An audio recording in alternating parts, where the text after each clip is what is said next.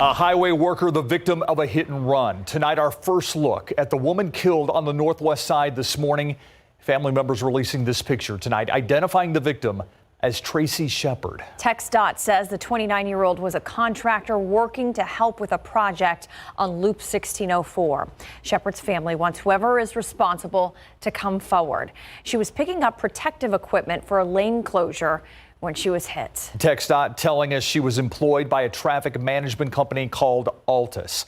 According to the company's website, they focus on safety as part of finding solutions to organizations working on roadways. Shepard was working on Loop 1604 near Hausman when a driver veered off the road and hit her this morning. According to the police report, the crew was parked on the right side shoulder with proper warning lights and safety vests on. Officers say the driver left the scene in a gray Ford Explorer. It may have visible damage on its right side. If you have any information, you're asked to call police. TxDOT says last year the San Antonio area had about 3,000 crashes in work zones. 12 of those cases ended in deaths. 48 of those crashes had injuries. A reminder to follow the move over, slow down law.